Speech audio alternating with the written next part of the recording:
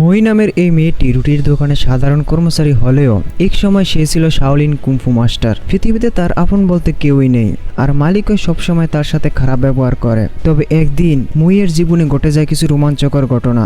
পরবর্তীতে সে তার পুরো মাথা ন্যাড়া করে ছেলে সেজে নেমে যায় ফুটবল খেলার জন্য। তবে কি বা হয়েছিল তার সাথে, সেটাই জানবো আজকের এই গল্পতে। এক সময় মিস্টার ফাং জাতীয় দলের একজন নামকরা খেলোয়াড় ছিল। তার খেলা এতই ভালো ছিল যে দর্শক তাকে গোল্ডেন লিগ উপাধি দিয়েছিল। কিন্তু তার জীবনে ছিল টাকার খুবই অভাব।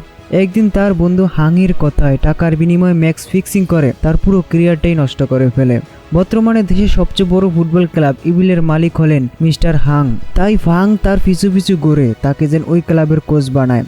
কিন্তু হাং তাকে বলে, তুই কিভাবে ভাবলি আমি তোকে আমার দলের কোচ বানাবো? 20 বছর আগে আমার লোকেরাই তোর পা ভেঙে দিয়েছিল।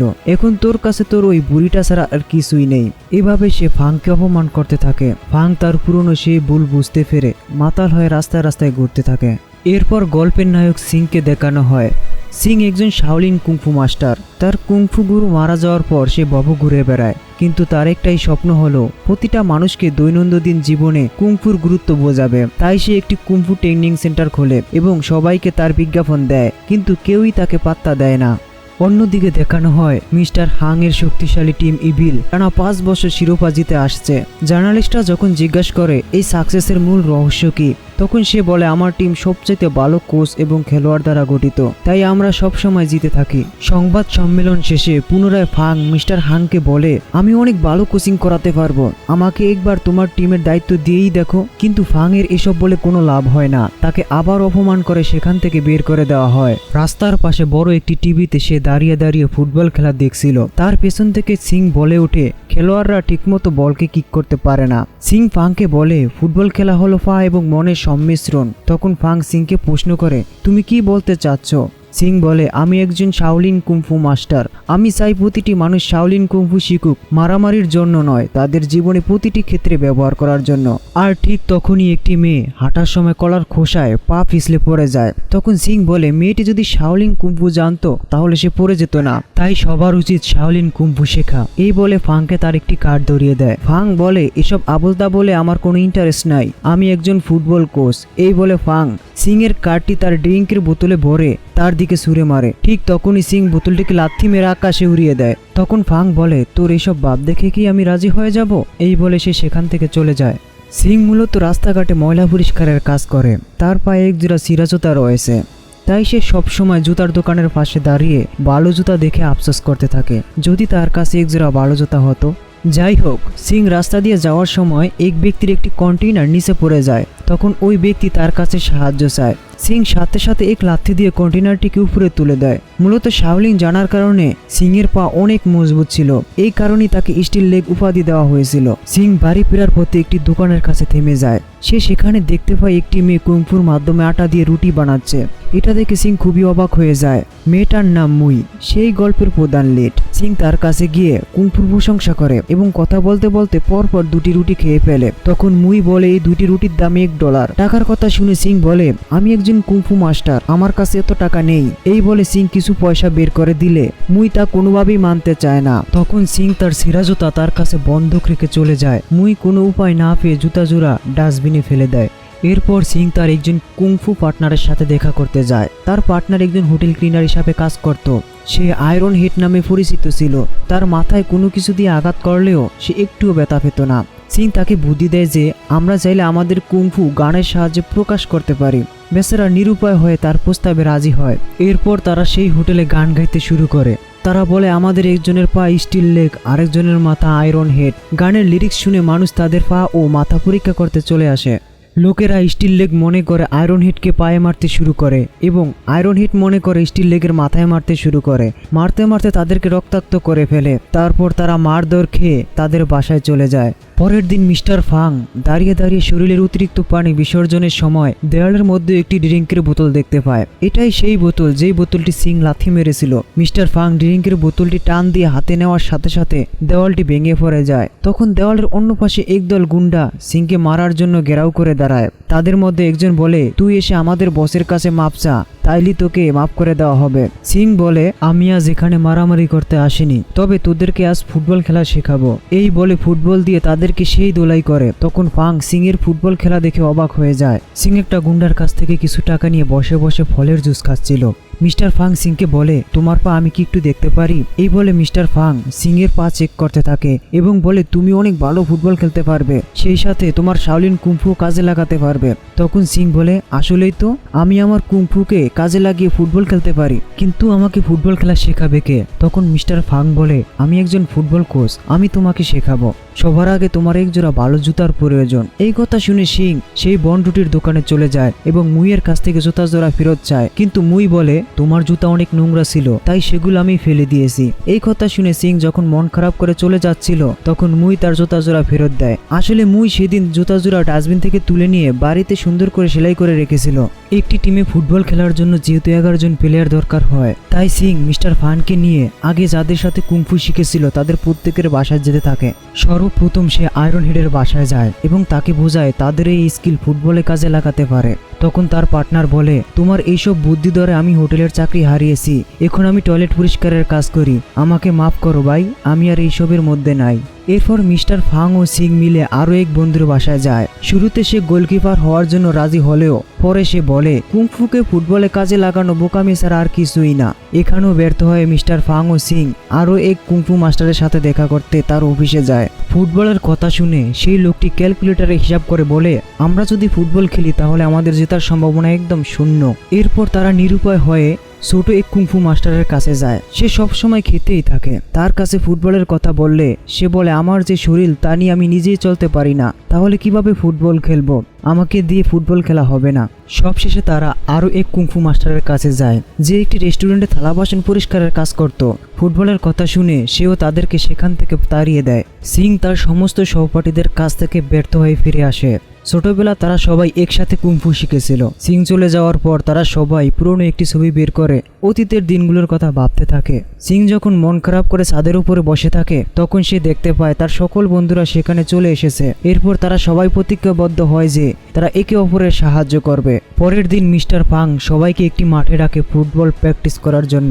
যখন সিং ফুটবলকে কিক মারে, তখন বলটি মেঘের মধ্যে হারিয়ে যায়। এরপর তারা সবাই বসে বসে অপেক্ষা করতে থাকে কখন বলটি ফিরে আসবে। এরপর যখন বলটি ফিরে আসে, তখন তারা আবারও প্র্যাকটিস শুরু করে। কিন্তু বিপত্তি তখনই বাধে যখন সিং ফুটবলকে কিক মারে, তখন সেটা অনেক দূরে চলে যায়। তাই কোচ আস্তে আস্তে বল মারার জন্য ডিম দিয়ে তাকে প্র্যাকটিস করায়। প্র্যাকটিস করার সময় যখন ডিমগুলো ভেঙে যায়, তখন ওই মোটা কুংফু মাস্টার ওগুলো খেতে শুরু করে। বাকিরা তাকে সেখান থেকে সরিয়ে নেয়। ফুটবল কোচ দেওয়ালে রং দিয়ে বৃত্তের মতো এঁকে সিংকে সেখানে বল মারার জন্য বলে। সিং সেখানে জোরে জোরে বল মারার ফলে দেওয়াল ফাটল ধরা শুরু করে। আর এভাবেই তারা আস্তে আস্তে ফুটবল খেলার চর্চা করতে থাকে।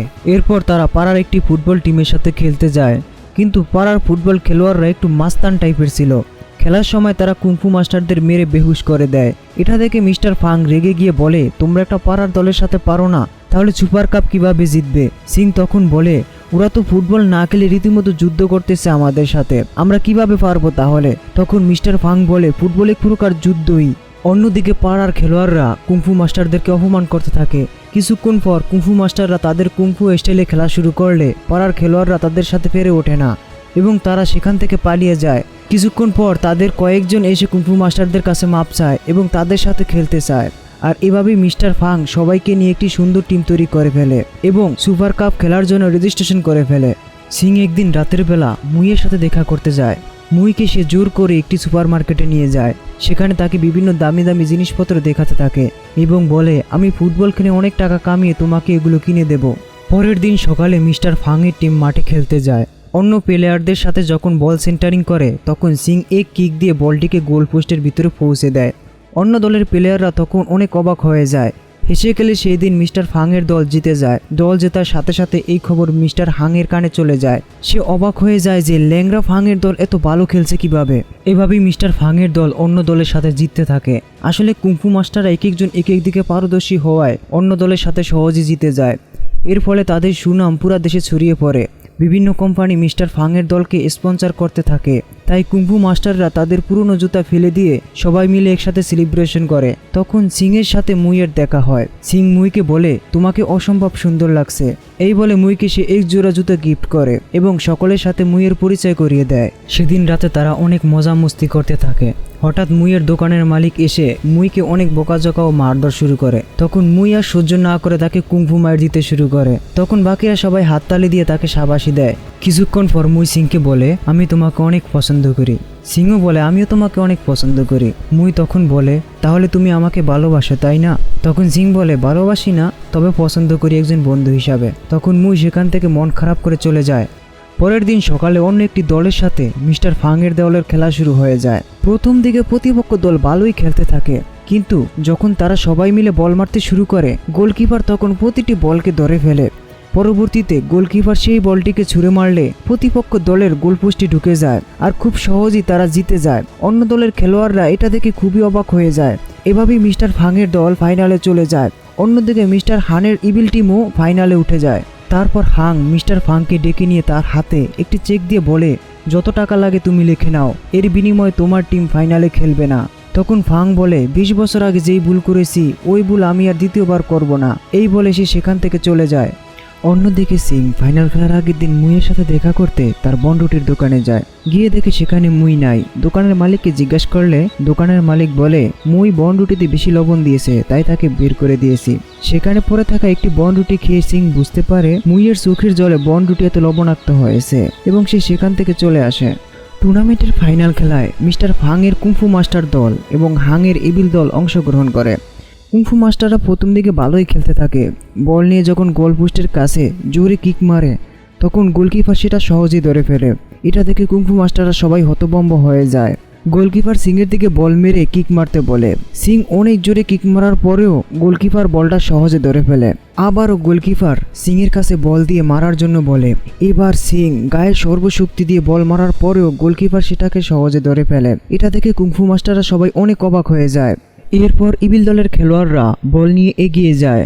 যখন তারা গোল করার জন্য কিক মারে তখন বল সহ গোলকিপার গিয়ে গোল পোস্টে বাড়ি খায়। গোলকিপার উঠে দাঁড়িয়ে বলে, আমার কোনো সমস্যা হয়নি, আমি একদম ঠিক আছি। কিন্তু তার হাত দিয়ে জর্জরে রক্ত পড়তে থাকে। তারপর ইভিল দলের খেলোয়াড়রা আবার যখন বল কিক করে তখন গোলকিপার বল সহ জাল ভেদ করে মাঠের বাইরে চলে যায়।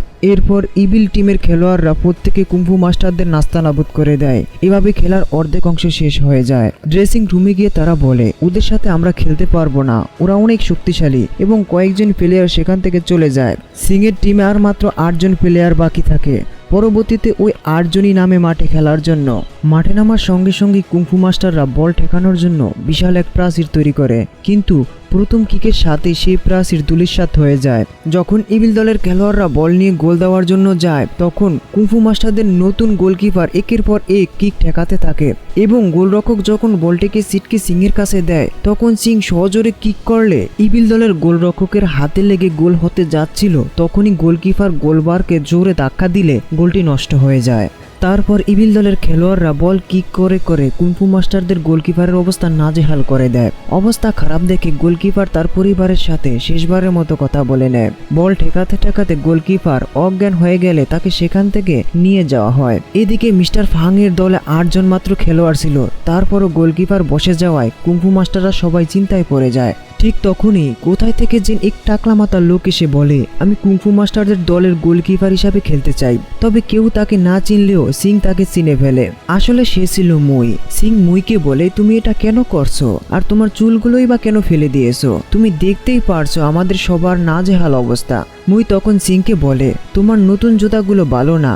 এই বলে সে সিংয়ের পুরানো জুতাগুলো তাকে দেয়। অন্যদিকে কুংফু মাস্টারদের দল ইভিল দলের সাথে না পারার কারণ হলো খেলা শুরু হওয়ার আগে ইভিল দলের খেলোয়াড়দের এক ধরনের পাওয়ারফুল মেডিসিন দেওয়া হয়, যার ফলে তারা অত্যন্ত শক্তিশালী হয়ে যায়। যাই হোক, মুই মাঠে নামে খেলার জন্য, কিন্তু মজার ব্যাপার হলো মুই তাদের গোলপোস্টে না গিয়ে ইভিল দলের গোলকিপারের পাশে গিয়ে দাঁড়ায়। এটা দেখে সকলে হাসাহাসি শুরু করে দেয়। এরপর মুই তার নিজের গোলপোস্টের সামনে গিয়ে দাঁড়ায়। ইভিল দলের এক খেলোয়াড় বলকে জোরে কিক মারলে মুই তা সহজে ধরে ফেলে। এটা দেখে সেখানে থাকা সবাই অবাক হয়ে যায়। এরপর মুই বল সিংয়ের কাছে মারলে সিং বলকে এত জোরে কিক মারে যে ইভিল দলের সব খেলোয়াড় গোলকিপার সহ মাঠের বাইরে গিয়ে পড়ে এবং গোল হয়ে যায়। এইসব কিছু দেখে মিস্টার হাং সেন্সলেস হয়ে উপর থেকে পড়ে যায়। আর এভাবেই পুরো ম্যাচ শেষে মিস্টার ফাং এর দল চায়না সুপার কাপ জিতে নেয় এবং মুভির সমাপ্তি ঘটে। যদি আমাদের আজকের এই গল্পটি আপনার কাছে ভালো লেগে থাকে তাহলে আমাদের জানাতে ভুলবেন না।